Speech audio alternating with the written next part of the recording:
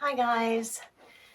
Well, today I'm going to talk about a stretching of a muscle that's really complicated, and I'm going to try to put it in as easy terms as possible.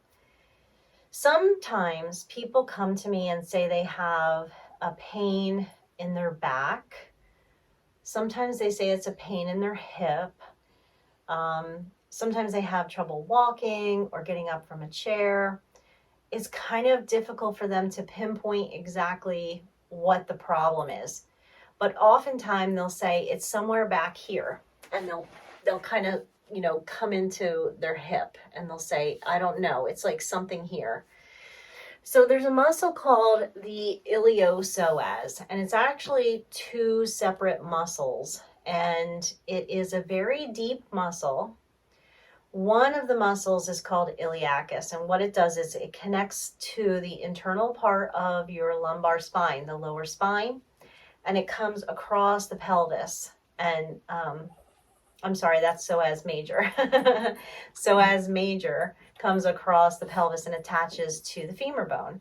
Iliacus, if you can imagine, if you're looking at the front of the body, but there's nothing here, there's no intestines, there's nothing, and you pulled everything out and you were just looking at the musculoskeletal system. At the back of the pelvis, you would see a muscle that spanned the whole length of the pelvis down. I'm trying to use layman's terms so you don't get too confused. So there's this one muscle that sits on your back hip this way, and another muscle that crosses from the lumbar spine over to your femur. They're both part of the iliopsoas muscle group. So often, I see often, this muscle gets shortened or stuck or impinged or inflamed or all the words, right? Pulled, and people experience different pain and sensation. So this muscle is a difficult one because of that. And it's also like, it's so internal that it might feel like a back muscle, but it's actually a hip flexor muscle. So if you've tried different stretches or different avenues and you're still kind of feeling this sensation of something that is creating a problem in this area of your body, it might be this iliopsoas muscle. And, physical therapists have particular ways of doing activation techniques that might help you to release it. I'm going to give you some stretching techniques. So the first one I'm going to show you is just a simple back bend from the floor called cobra. So you're going to lay on your stomach and have this floor support you, and bring your hands up here, and they can just be maybe elbows on the floor. Now, if you're in really acute pain, you should never really push anything at all. You should just kind of lay off and stop. But if you push up just enough and you're feeling some of that activation in your hip, then that could be part of the iliopsoas muscle. If you're able to go a little further with flexibility, some of you won't feel the pull until you're up here on your hands. All right. So because I want to talk to you, I'm going to come down here, but you stay wherever you need to be in this. Hi, Bodhi. So these are really important stretches if you're feeling any kind of way in your hip or low back and you can't quite isolate or figure it out.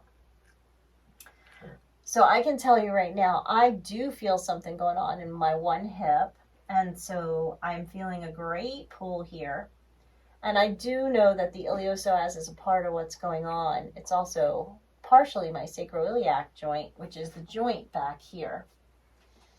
So, sometimes you don't know exactly what's going on, but you can try some stretches and give it a shot and see if you can release some tension and some pain.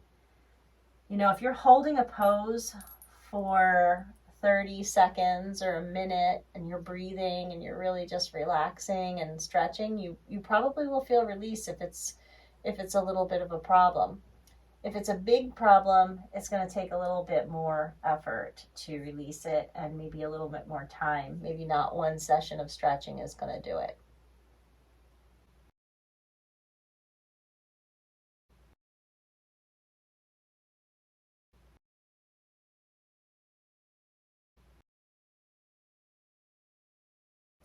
So this should give you some kind of feel if there's something happening there. If there's something in that area of the body. Now another stretch that you can do from here is just to kind of come onto your side and bend your knees.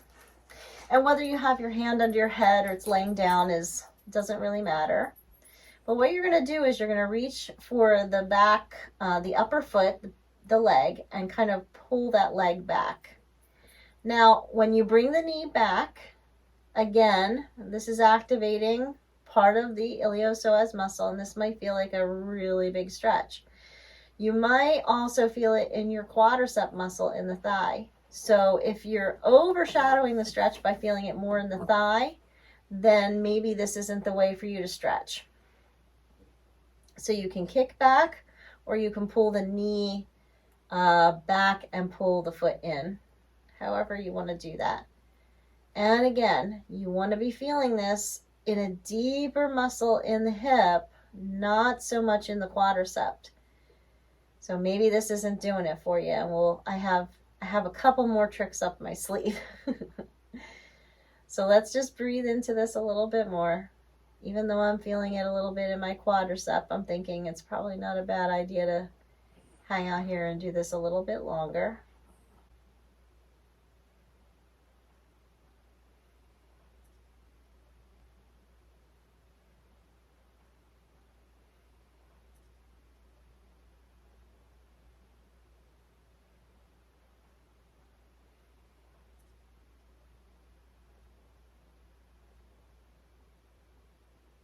And then to do the other side, you'll have to roll over. I'm going to turn around because I want to be able to face the camera, but you could just roll over onto your other side. Okay. So again, I'm going to come down, say hi to my dog, bend your knees, bring them in, and then reach for the top foot and pull the leg back behind you. Okay. And see if you can feel that you're getting into that groin. Or not the groin, the hip, that iliopsoas muscle. And just breathe.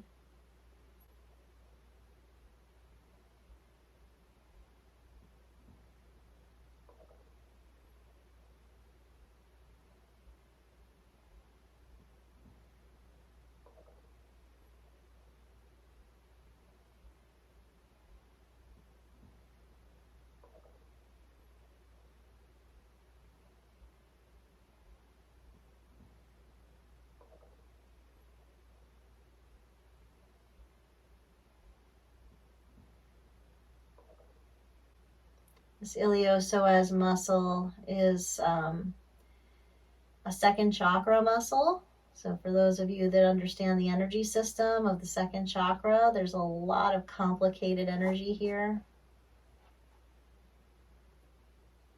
Sometimes I've heard it called the muscle of the soul.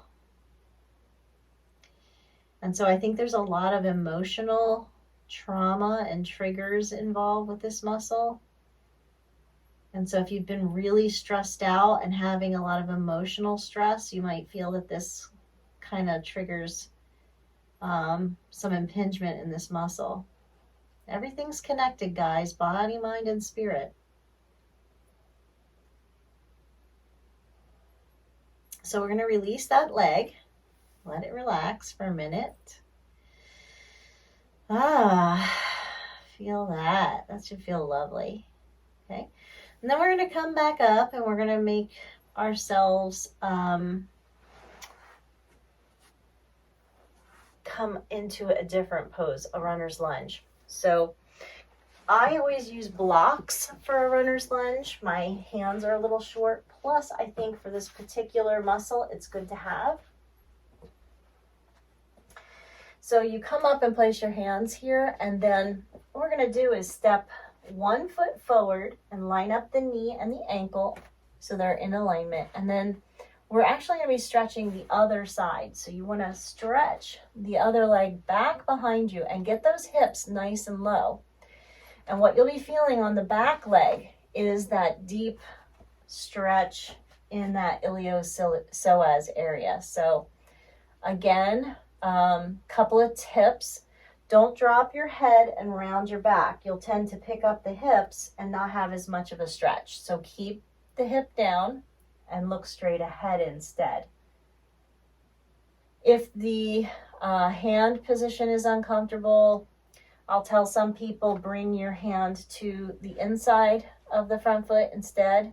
You're still getting that iliopsoas muscle.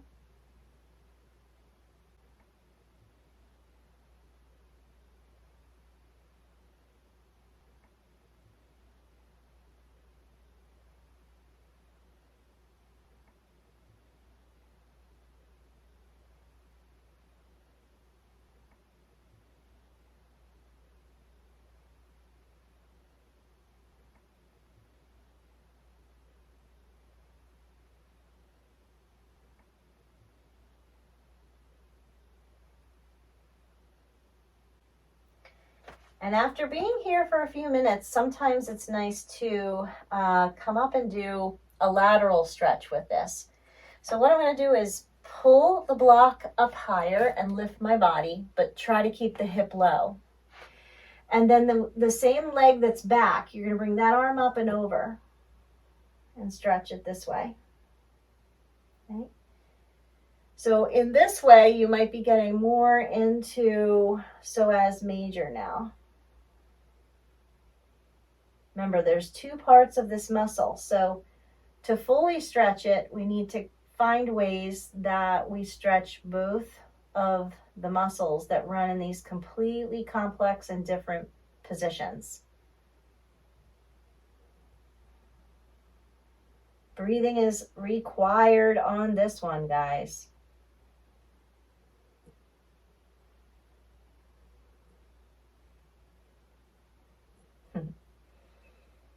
And then we're going to come out of that pose and do the other side. So you can step your leg back,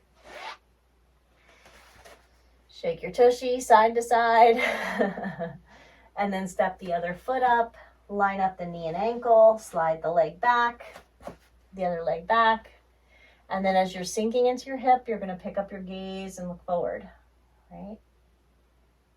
So just find the stretch. So you should feel this very much in the hip. Some of you might be feeling it in the low back. And again, you should be feeling it on the back, the leg that's pointed back, not the leg that's stretched forward. So focus on the breathing. Sinking into that hip.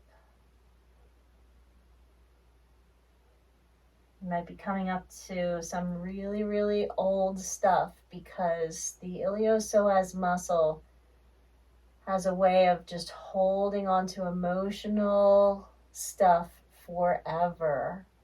And sometimes we really just can't figure out how to let it go. We can't figure out physically where it is. And then when we do uncover the sensitivity, we tend to shy away from it instead of lean into it and lean into the stretch. So it does take a little bit of emotional vulnerability and emotional intelligence to work with the iliopsoas.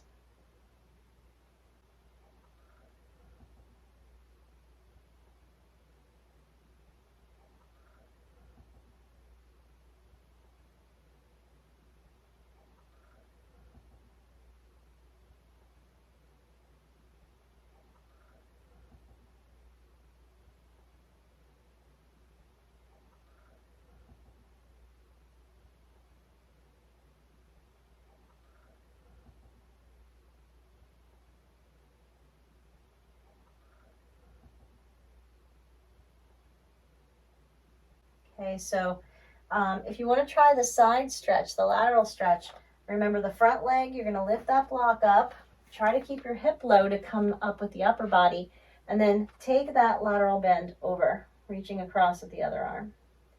Right, and so I really feel it on this side because this is the side that's been bothering me.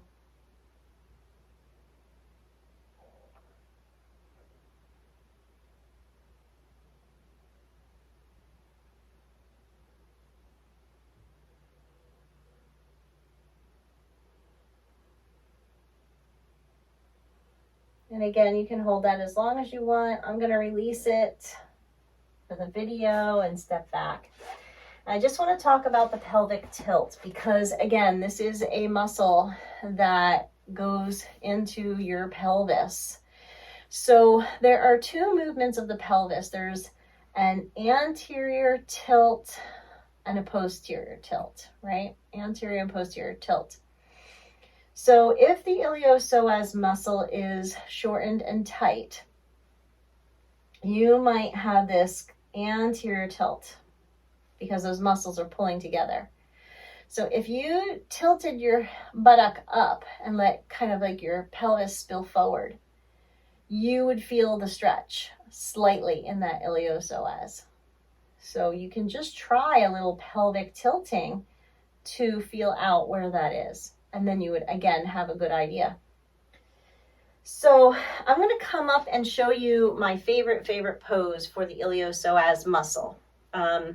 This is a yoga pose that gets both of the parts of iliopsoas. It's a very deep pose.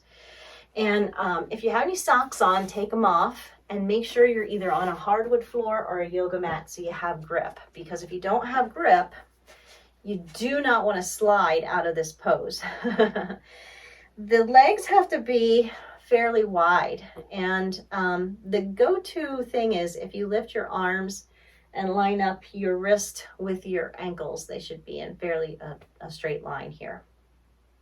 So you're going to pick a side that you want to go to first. So for me, I'm going to turn this foot out, which looks like the left foot to you. And I'm going to keep that heel in alignment with the right.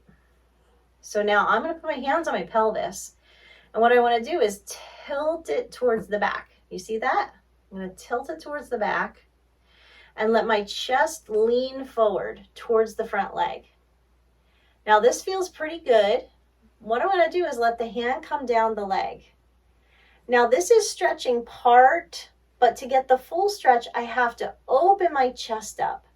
So I'm not going to move my hip. Once I'm in this position, I'm keeping my hips where they are.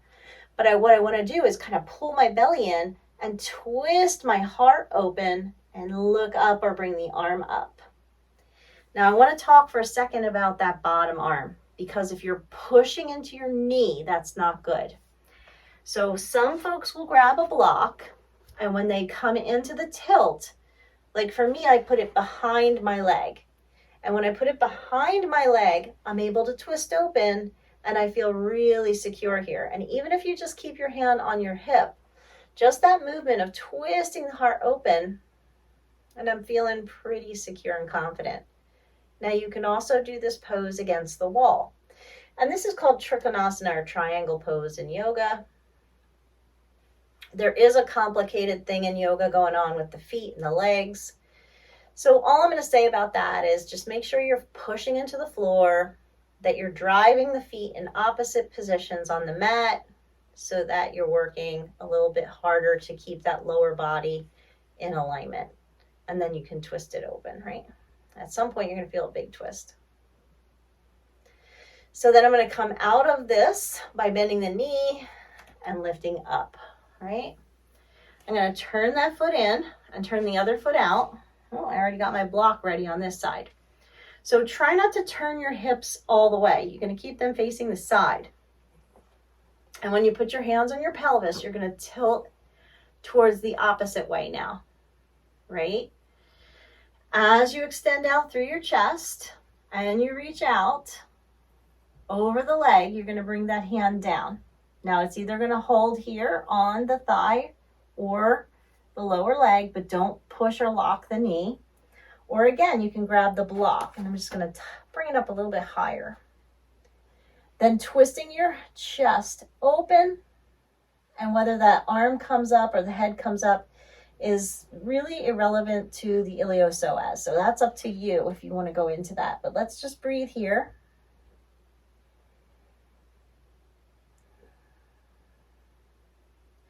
People get confused as to which side they're stretching, right? So really what's getting stretched the most is this back leg. That's where I should feel the pull in the hip or the stretch in the hip. And yes, there's other stretching going on in the front leg. You might feel it a lot in your hamstring. So it's all good. It's all part of the components of releasing and stretching. I'm going to show you one last stretch though that I absolutely adore. It's one of my favorite poses to stretch part of the psoas. This one, all-time favorite for all the stretching. But bending the knee and coming up, I'm going to show you one last pose that really gets into some deep tension in that hip flexor. So if you lie on your back again, and you have to have a block or something like that to put under your hips. So you're going to grab at least a block. If you have a restorative bolster, you may want to put a restorative bolster underneath your hips. Either will work. You elevate your hips. And elevating the hips alone might have enough to stretch, and some of you want to stay here. But the glorious stretch is if you bring your legs straight and your arms up over the head, and you get into this kind of full stretch. You're really going to feel that deep hip flexor stretch here. So go ahead and breathe. And what I love is, whatever you've got your hips on is supporting that whole sacral area of the low back and keeping it straight.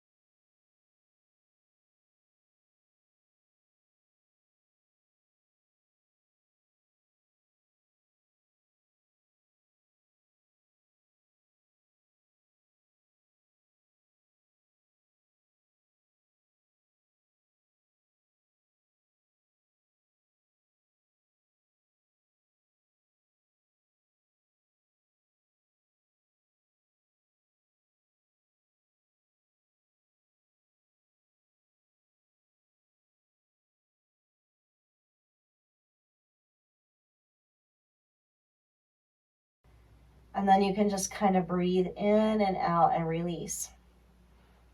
So I once had somebody, I used to do these short restorative classes at the yoga studio. I had somebody come in with a particular pain that she described very similarly to how I described it to you.